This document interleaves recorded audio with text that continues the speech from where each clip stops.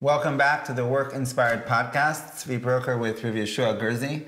And today we have a special sneak peek at the course that we're going to be rolling out about work-life balance, which is a topic within itself. But just to be able to give just a little bit, it's such an important topic which is being spoken about a lot today. A lot's been written about the importance of having the right type of workspace, a work environment, a work desk, work office, and especially when we look from an historical perspective of, where people used to work, shifting from out there in the field, into the factories, then moving into the office spaces, into the cubicles, in more recent times, the co-work spaces, and particularly what we've seen over the last couple of years, because of COVID, the dining room table, right? The dining room table has become the new workspace. And a lot's been written about this in business magazines, trying to understand what is the ideal type of work environment. And what we want to discuss today is, does the Torah have something to say about this? When it comes to the topic of space, called makom, we find that the Torah does speak about makom when it comes to Torah, right? And makom when it comes to tefillah and the importance of having the right type of space. But what about when it comes to our work, when it comes to our office space? Does the Torah have something to say about it? Can I start with a story? I like stories. Always. First of all, you can see our workspace here has changed up slightly. Baruch Hashem, we have 13 kids running around upstairs. So usually the office space has now become the Beis HaMedrash space for shooting for today. Right. So Chazda Hashem. Right, if you're wondering the connection between the topic and what you're seeing in front of you. So I remember in London, I did small business consultancy. And I worked with a person who had an office space of 16 individuals. And they worked in cubicles. And I gave a share. And we spoke about this nakuda of how the world is created, Olam Shana Nefesh. And we went along with the Gra's interpretation that there's space, there's time, and there's self. And maybe we'll discuss a Maharal, beautiful Maharal. The nakuda is that Yiddishkeit is incredibly sensitive to this reality, that in the creation story, you have what we call makom. You have space, then you have time when something is happening, and then you've got the one that's miyached, which is you and I.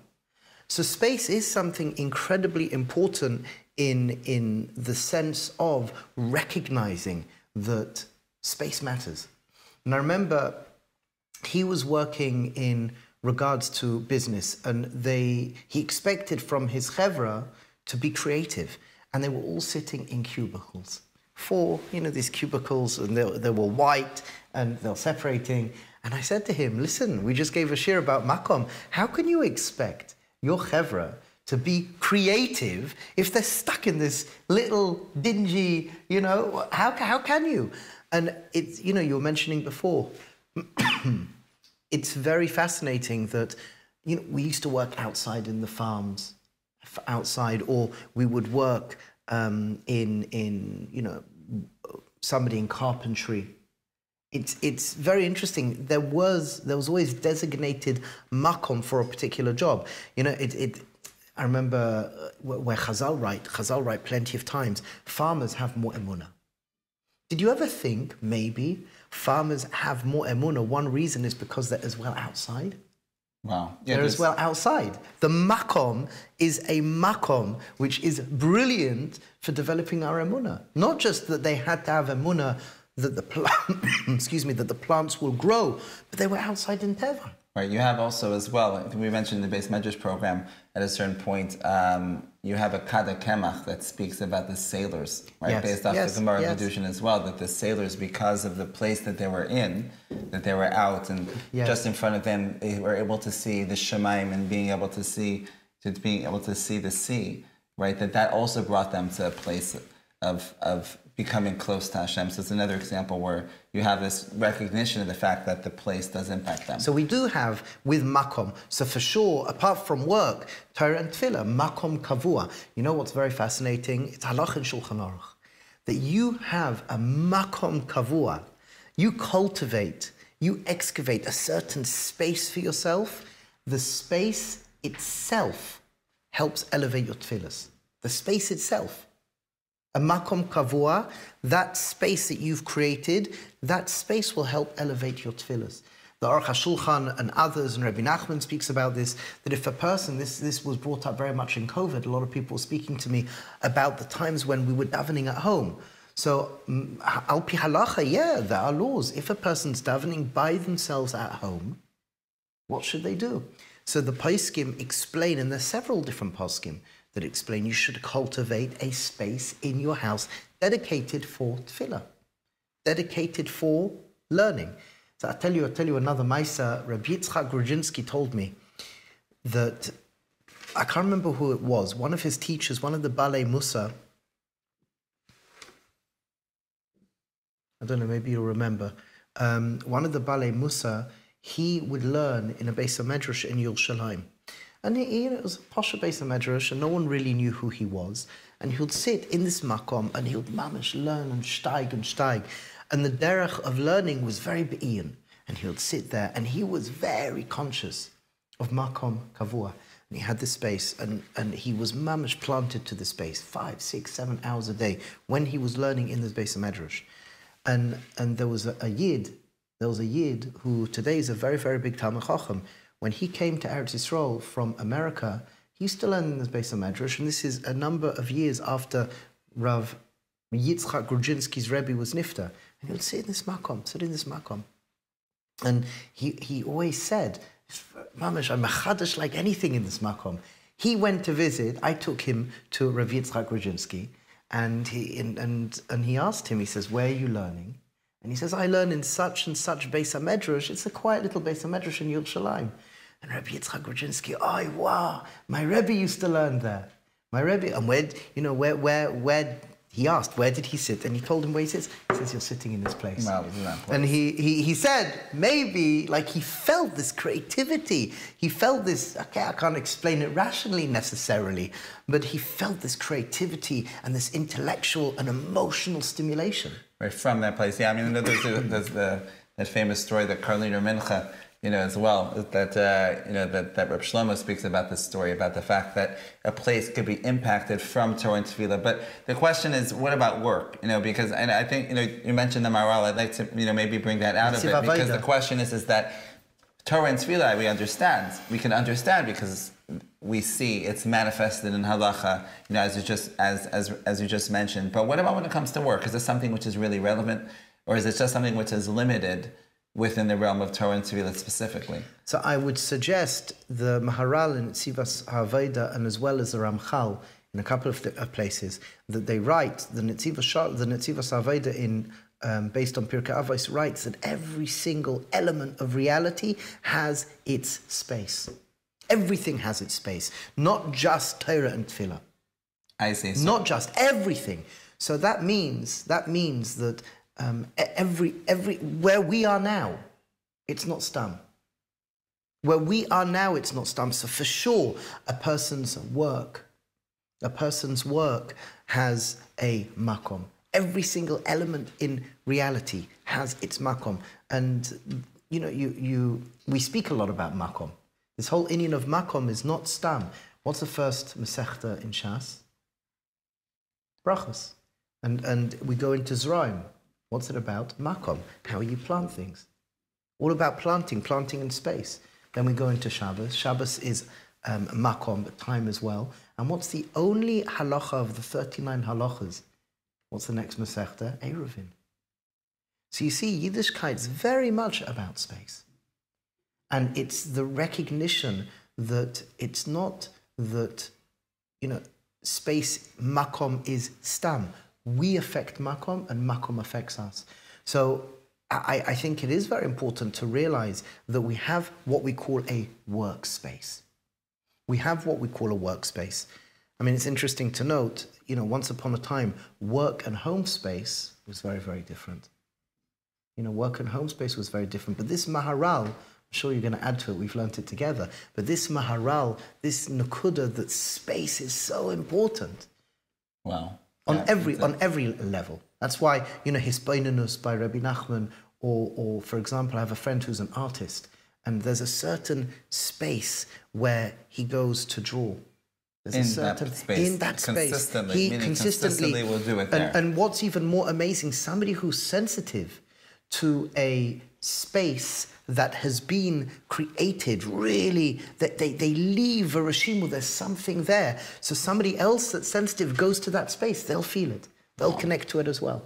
Wow, it's really mind-blowing, because I know for me personally, when we spoke about it in different contexts, earlier, going back, for those of you that have been with us since the beginning of the podcast, we quoted this Gemara in a different context about the Gemara in Kedushin, or the Gemara in Kedushin, about different aspects, different things that help to be able to expand the consciousness of a person, right? The marchivin is a das of a person, right? And what were those things, right? Those things where a person that has, a dira no'eh, right? Kelim no'im, an isha no'eh, right? Somebody that has a beautiful apartment, a beautiful living space, a beautiful couch, a beautiful car, and a beautiful spouse. And what we discussed at the time, was this amazing insight that the Torah is reflecting to us, that we are impacted by those things around us, and they are able to have a tremendous impact in a positive way. On us as well. Right, it's on not us, that right, we, on us. that we impact it and it impacts us. Right, so that I think is this two-sided element that we just highlighted right now. But what I would say is that this first aspect, right, we just said the Gemara in Kedushin, right, is recognizing the fact, right, that if there are certain spaces like the story you just shared, right, about the people that were working in those cubicles, right, that they weren't able to access creativity because of the space that they're in. And I know for myself as well, when I'm working in different environments,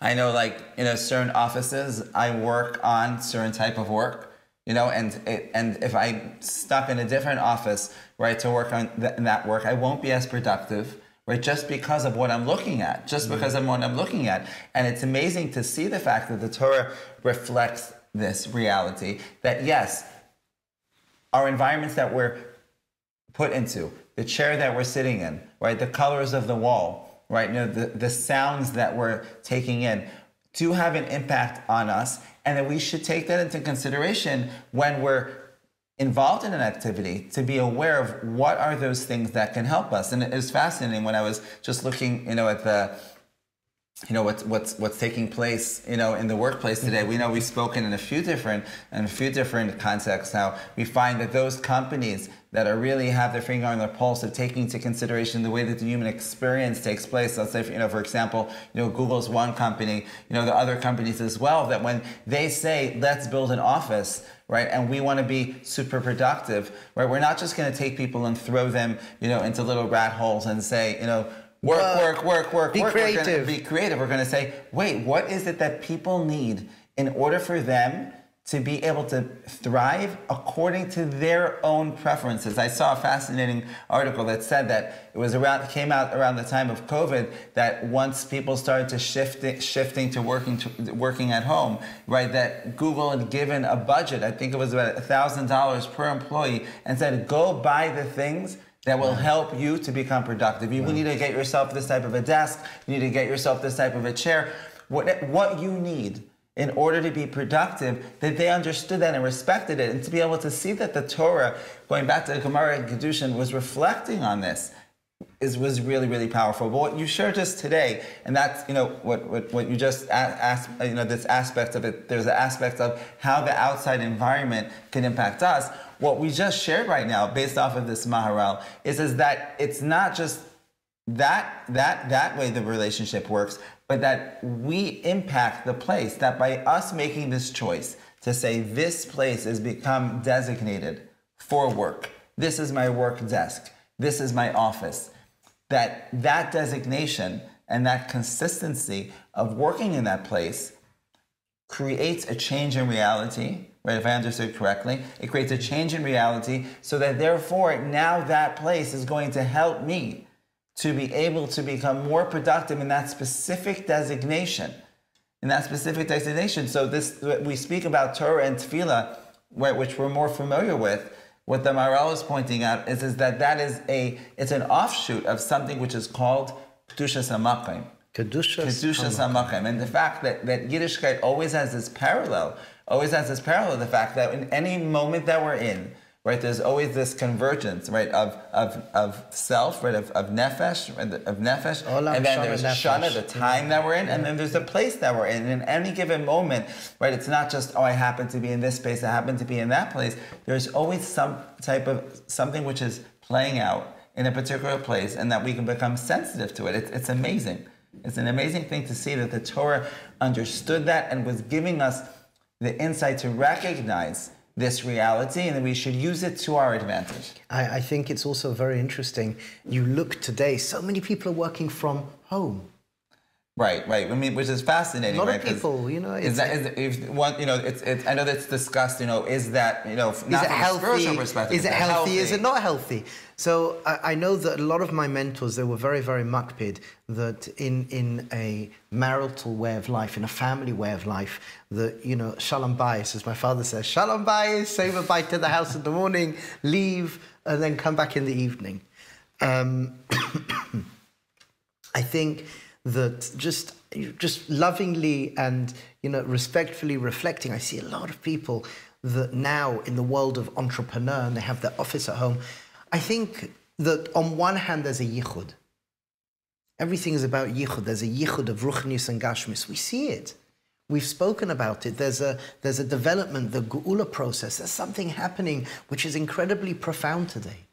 And part of that narrative, part of that story is the fact that so many people are working from home, especially during COVID. There's been a massive shift in consciousness. What, 9 to 5 in the office? Actually, I don't need to do that. And it's an amazing thing.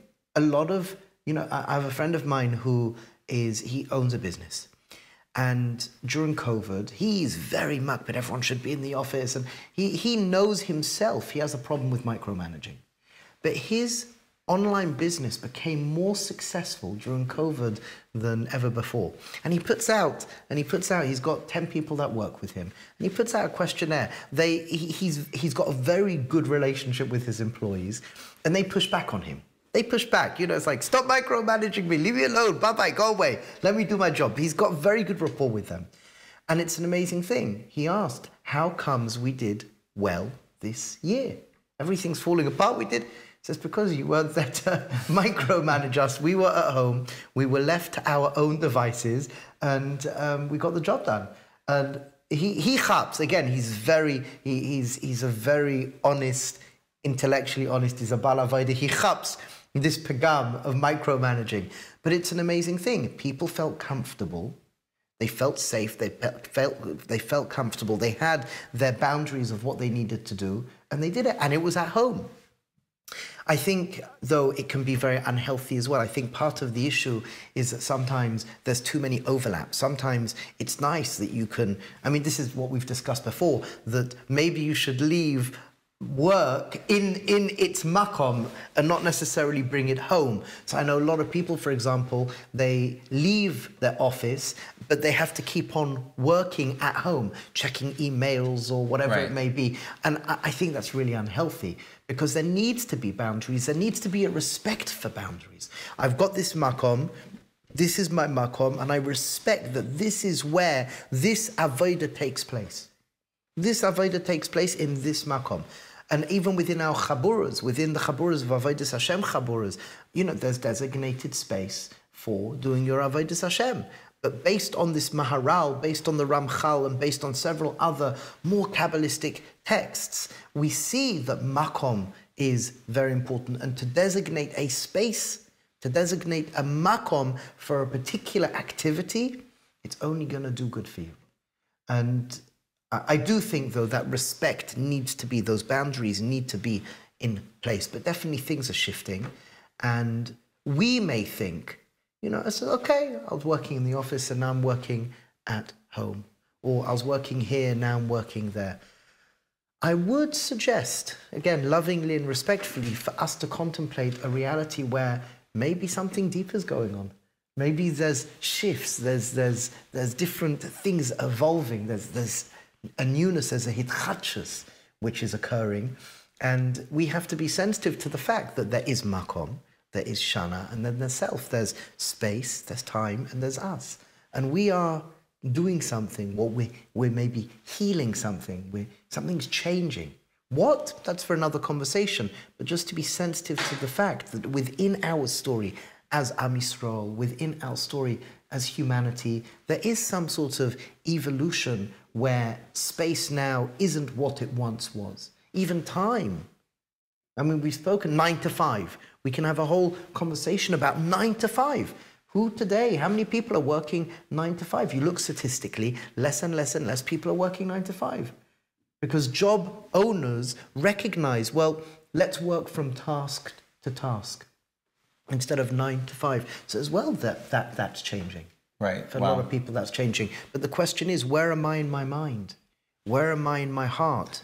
Where am I in my consciousness in relation to time and relation to space? Right, exactly. I feel it in a certain way that when we look at this sort of type of involvement of what's taking place, like we mentioned, starting off with the way things used to be, where work was far off from home. People were going out, they were working in the field. Sometimes they would be out at work and they wouldn't come home, for not just a day. They could sometimes not be coming home, I'm saying, for a week, or coming home for weeks, because there was a certain workspace and then there was a home space. As things have shifted, and things have developed in the times that we're living in, we see more and more of these places, physical places, coming in together, which we're reflecting on the fact that, as Jews, we should understand that there may be some type of spiritual element here that's being played out, some aspect of yichud, but the responsibility to create those boundaries becomes more upon us. Correct. Because perhaps at one time it may have been, we were able to just say that place is going to create that boundary, but now if my designated space for working is going to be one room in my house, and it's good to have that designated space, right? So it's not that you're working at your dining room table and then 5 minutes later eating at your dining room table. You have a designated space, but it's still in one's house, right? It could become more slippery for our roles to become confused, and therefore it requires more within ourselves to be able to come to a greater place of clarity of saying, okay, this is one role that I'm going to be involved in, and this is another role that I'm going to be involved in. And I think that on some level what we've shared here today is that by recognizing that there is a koach of space can help us, right? Because for each one of us, right, when we're at work, and I know for so many people, when we discussed it a little bit here, we'll have to discuss it more, how people could become, overwhelmed because they feel like they're just bringing work home and they're bringing home into work. To recognize that, get present for a second and recognize that where I'm sitting right now is a place, and I can invite myself to be present in this place, and I can make a place. difference. I can make a difference. For example, little things, essential oils, smell. When I studied aromatherapy, you walk into the space, it smells so good. Smell. Have maybe essential oils. You can have a space, essential music.